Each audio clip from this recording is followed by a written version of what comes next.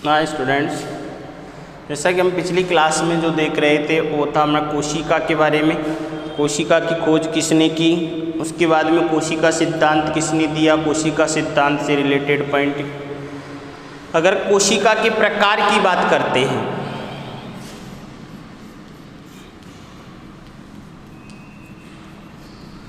कोशिका के प्रकार,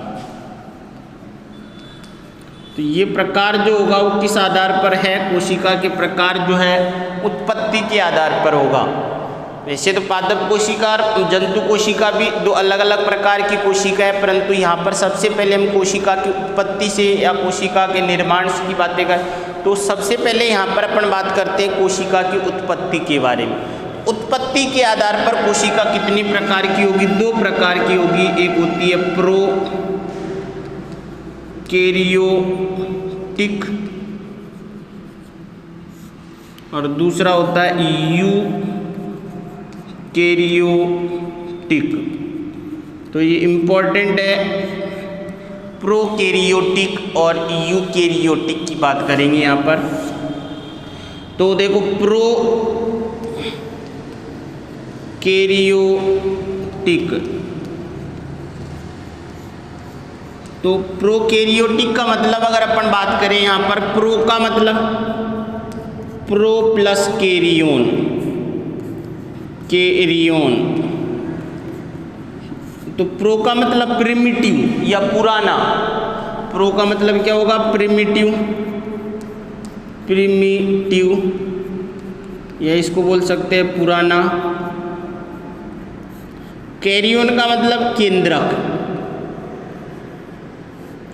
तो वह कोशिका जिनमें प्रिमिटिव केंद्रक या सबसे पहले उत्पन्न होने वाला केंद्रक या सबसे पुराना केंद्रक पाया जाता है, उस कोशिका को क्या कहा जाता है? प्रोकैरियोटिक कहा जाता है। अब ये पुराने से क्या मतलब रहेगा यहाँ पर? प्रिमिटिव का मतलब यहाँ पर अपन देखते हैं प्रिमिटिव केंद्रक की जो बात करेंगे तो यहाँ पर इस प्रिमिटिव केंद्रक में सबसे पहले तो केंद्रक झिल्ली जो है वो नहीं पाई जाएगी। प्रिमिटिव केंद्रक की बात कर रहा हूँ, केंद्रक झिल्ली नहीं पाई जाती है। अब बताओ, केंद्रक झिल्ली नहीं पाई जाएगी तो आनुवंशिक पदार्थ जो होगा, आनुवंशिक पदार्थ कोशिका में फैला हुआ पाया जाता है। क्लियर? तो प्रिमिटिव का मतलब पहली बात तो क्या हो गई यहाँ पर? केंद्रक प्रिमिटिव है, तो केंद्रक का मतलब क्या हुआ कि केंद्रक झिल्ली जो है, अर्थात जो आनुवंशिक पदार्थ को घेरे हुई झिल्ली पाई जाती है लिपोप्रोटीन से निर्मित, वो केंद्रक झिल्ली जो है नहीं पाई जाती है। इसीलिए आनुवंशिक पदार्थ जो होगा, चाहे वो डीएनए हो सकता है या आरएनए हो सकता है या डीएनए आरएनए हो सकता है, तो इस कंडीशन में ये क्या पाया जाएगा? बिखरा हुआ पाया जाएगा। दूसरी बात यहाँ पर अगर देखें, केंद्रक की बात कर रहा हूँ, यहाँ पर जो आनुवंशिक पदार्थ जो होता है वो आनुवंशिक पदार्थ होता है डीएनए प्लस हिस्टोन प्रोटीन। क्या होगा? डीएनए प्लस हिस्टोन प्रोटीन जो होता है, अर्थात जो डीएनए जो है हिस्टोन प्रोटीन पर लिपटा हुआ होता है और न्यूक्लियोसोम बनाता है, और न्यूक्लियोसोम धीरे धीरे कुंडलित होकर किसका निर्माण करते हैं? गुणसूत्र का निर्माण करते हैं। तो यहाँ पर जो है हिस्टोन प्रोटीन नहीं पाई जाती है। तो बिखरे रहने का कारण दो हैं, एक तो केंद्रक झिल्ली नहीं है एक जगह उसको पैक करने वाली, दूसरी उसको बांधे हुए रखने वाली जो संरचना हिस्टोन प्रोटीन वो भी इसमें नहीं पाई जाती है। तो हिस्टोन प्रोटीन नहीं पाई जाती है। ये बाद में पढ़ेंगे। हिस्टोन प्रोटीन जो है ये भी कितने प्रकार की होगी? 5 प्रकार की।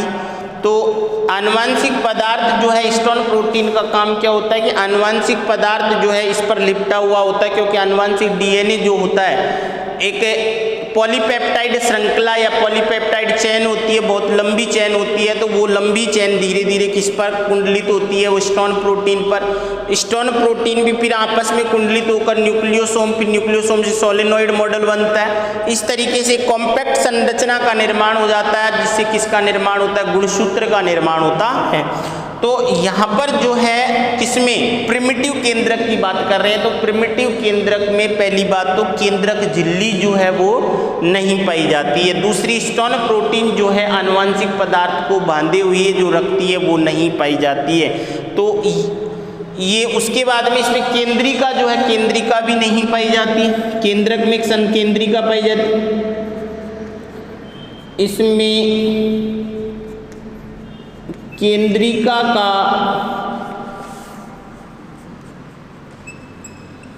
अभाव होता है।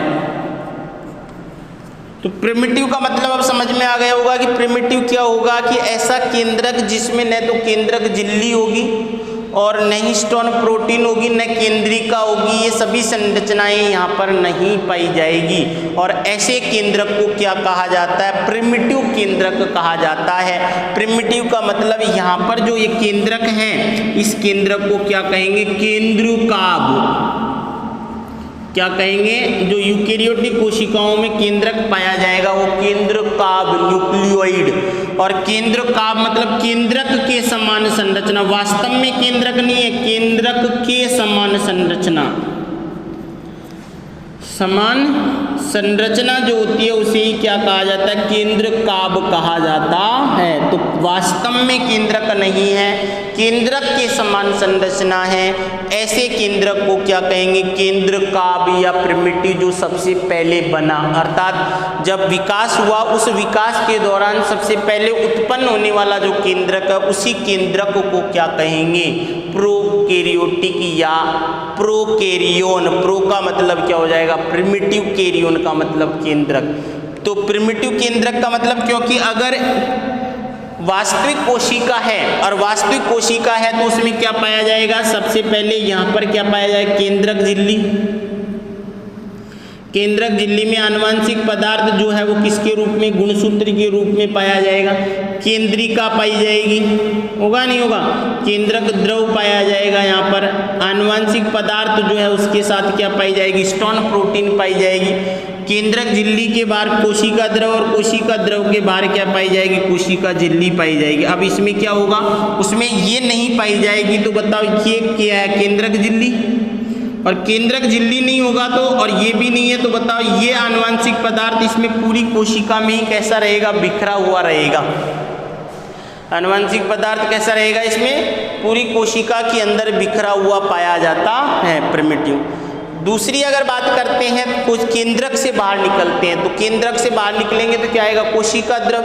और कोशिका द्रव जो है उसमें क्या पाए जाते हैं, कोशिकांग पाए जाते हैं। तो इसमें ऐसे कोई भी कोशिकांग नहीं पाए जाते हैं जो झिल्ली से आवृत होते हैं। तो यहाँ पर जो है झिल्ली युक्त कोशिकांगों का क्या होगा, अभाव होता है। इसमें झिल्ली युक्त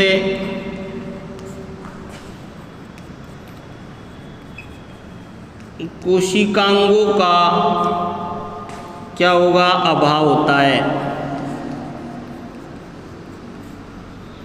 तो यहाँ पर न तो जैसे माइटोकॉन्ड्रिया है, हरित लवक है, उसके बाद में गोल्जी बॉडी है, गोल्जी बॉडी के बाद में अंतःप्रद्योजालिका है, ये सारे कोई भी कोशिकांग नहीं पाए जाते हैं। तो यहाँ पर जो इनसे रिलेटेड जो क्रियाएं होती हैं वो सभी क्रियाएं किसके द्वारा की जाती है, एंजाइमों के द्वारा की जाती है। क्लियर। तो यहाँ पर कोई भी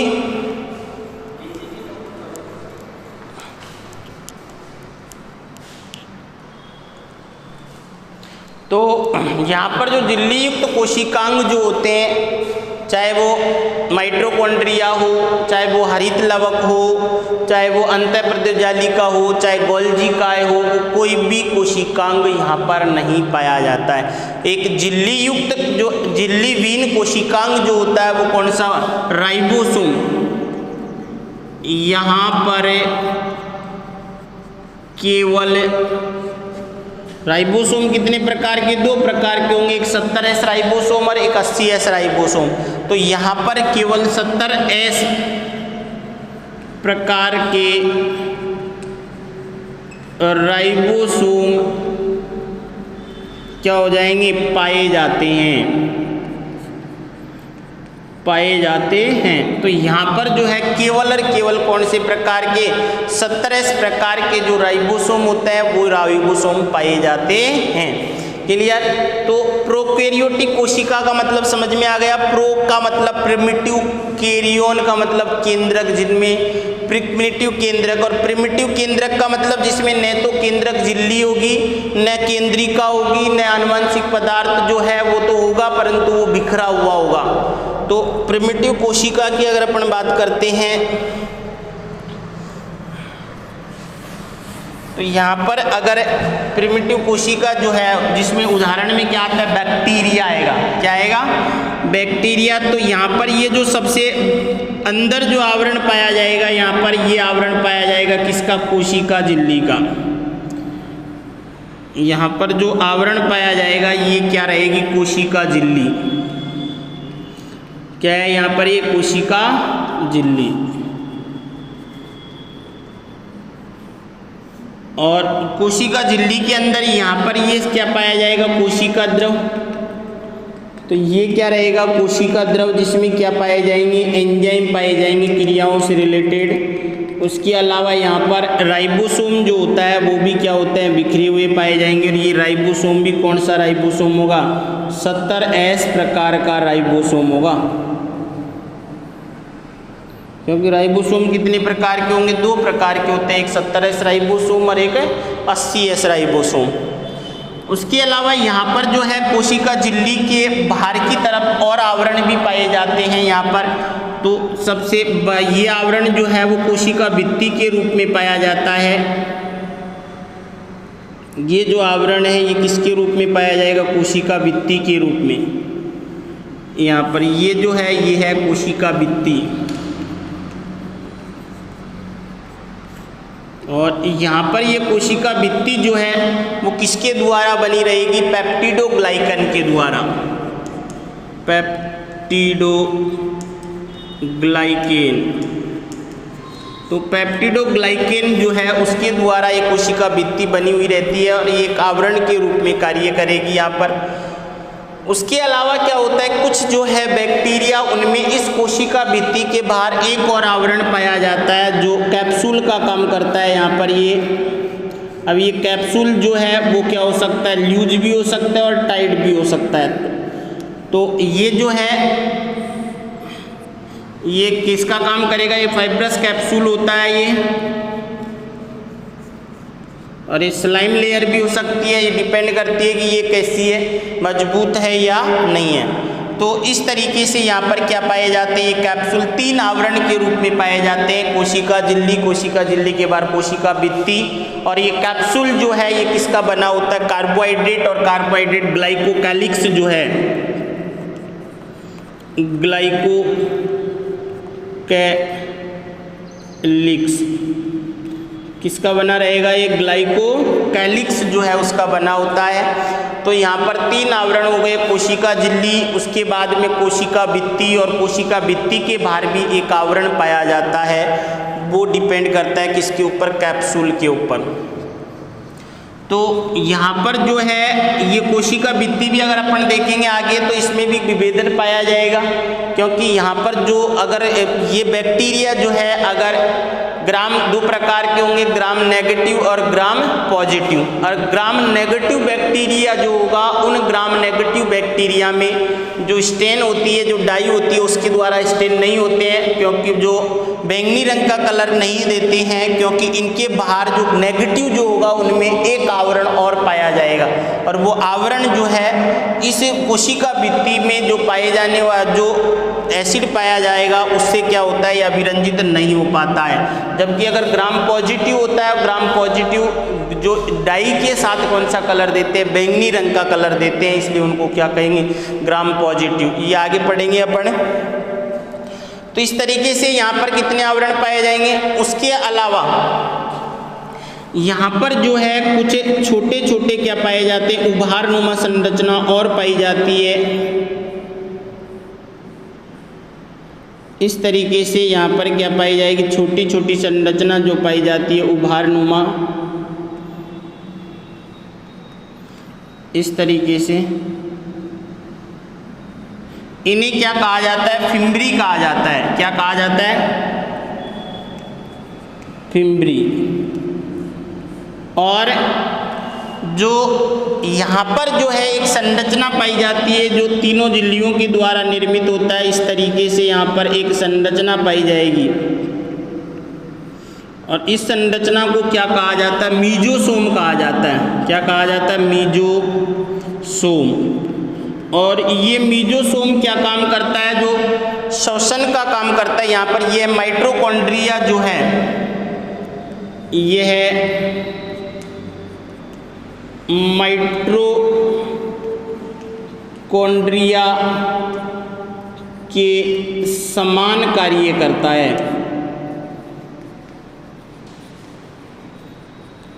और करता है तो ये जो बैक्टीरिया जो होगा उसमें माइटोकॉन्ड्रिया के समान जो संरचना पाई जाएगी वो कौन सी होगी, मीजोसोम। अर्थात ये श्वसन वर्णक का काम करेगा। यहाँ पर ये सब इनका जो ऑक्सीकरण जो है उनका कार्य करता है। और इससे संलग्नित जो संरचना यहाँ पर बिखरा हुआ जो क्या पाया जाएगा, एक आनुवांशिक पदार्थ जो है इस तरीके से सर्कुलर क्या पाया जाएगा, बिखरा हुआ आनुवांशिक पदार्थ पाया जाता है। तो ये जो है ये क्या है, आनुवांशिक पदार्थ। क्या है, आनुवांशिक पदार्थ। आनुवांशिक पदार्थ डीएनए और आरएनए जो है, उसके अलावा अगर यहाँ पर देखते हैं तो एक और वृत्ताकार डीएनए पाया जाता है मुख्य डीएनए के अलावा। तो यहाँ पर एक अन्य वृत्ताकार डीएनए और पाया जाता है बैक्टीरिया में। तो इसे कहा जाता है प्लाज्मिड। इसे क्या कहा जाता है, प्लाज्मिड। तो मुख्य डीएनए के अलावा एक अन्य वृत्ताकार डीएनए पाया जाता है। तो इसके अगर लिखेंगे अपन तो मुख्य डीएनए के अलावा अन्य वृत्ताकार डीएनए को क्या कहा जाता है, प्लाज्मिड। प्लाज्मिड कहा जाता है। और ये प्लाज्मिड जो है इस पर अलग अलग प्रकार के क्या पाए जाते हैं, जीन पाए जाते हैं। जैसे एफ जीन है जो किसका काम करता है, फर्टिलिटी जीन कहा जाता है जिसको, जो क्या काम करेगा, जो यहाँ पर जो है सेक्स पिलाई जो होती है उनका निर्माण करने का काम करता है। तो यहाँ पर जो है ये इस पे क्या पाए जाते हैं, जीन पाए जाते हैं अलग अलग। तो 3 प्रकार के जीन हो सकते हैं। तो जैसे सपोज करो एफ जीन हो सकता है, आर जीन हो सकता है। तो इनकी बात करते हैं तो एफ जीन जो है ये तो क्या काम करता है, फर्टिलिटी का। तो फर्टिलिटी का काम करने के कारण यहाँ पर एक बड़ी संरचना का क्या करता है, इस तरीके से निर्माण करता है ये। तो इस बड़ी संरचना जो है, इस बड़ी संरचना को यहाँ पर क्या कहा जाता है, सेक्स पिलाई। और ये क्या काम करेगा, जब इनमें आपस में कॉन्जुगेशन होता है और तो आपस में 2 बैक्टीरिया आपस में मिलते हैं तो एक नलिका रूपी संरचना का क्या करता है, निर्माण का होता है इसके द्वारा, जिसके द्वारा आनुवंशिक पदार्थ जो है उनका आदान प्रदान होता है। आर्जिन की बात करते हैं तो आर्जिन क्या करता है कि जो प्रतिरोधक क्षमता उत्पन्न करने का कार्य करता है। किसके कारण, एंटीबायोटिक जो होती है उनके कारण इनमें क्या उत्पन्न करता है, प्रतिरोधक क्षमता उत्पन्न करने का कार्य करता है। तो उसके बाद में ये जो है ये क्या, कोशिका द्रव।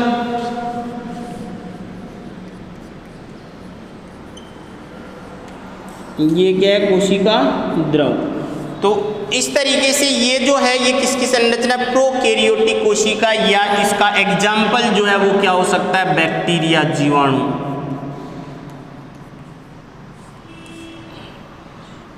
तो मोनेरा जो संघ होगा, मोनेरा जो होगा उसमें जीवाणु जो आते हैं और उन जीवाणु की संरचना क्या है ये, और जीवाणु की कोशिका कैसी होती है, प्रोकैरियोटिक प्रकार की होती है। प्रोकैरियोटिक का मतलब समझ में आ गया होगा क्या होगा, प्रो का मतलब क्या होगा, प्रो प्रिमिटिव केंद्रक, जिनमें पुराना केंद्रक, पुराने का मतलब समझ में आया, ये सभी संरचनाएं केंद्रक, झिल्ली, आनुवंशिक पदार्थ बिखरा हुआ होगा, स्टोन प्रोटीन नहीं पाई जाएगी, केंद्रिका का अभाव होगा। उसके अलावा ये तो केंद्रक की विशेषता हो गई। अगर यूकैरियोटिक की बात करेंगे तो इसके जस्ट विपरीत हो जाएगा, क्योंकि यू का मतलब क्या होता है, वेल, एडवांस, और कैरियन का मतलब क्या होगा, केंद्रक, जिनमें एडवांस या अच्छा केंद्रक बोल सकते हैं वो पाया जाता है। तो अच्छे का मतलब यहाँ पर क्या होगा, ये सभी संरचनाएं उसमें क्या होगी, पाई जाएगी।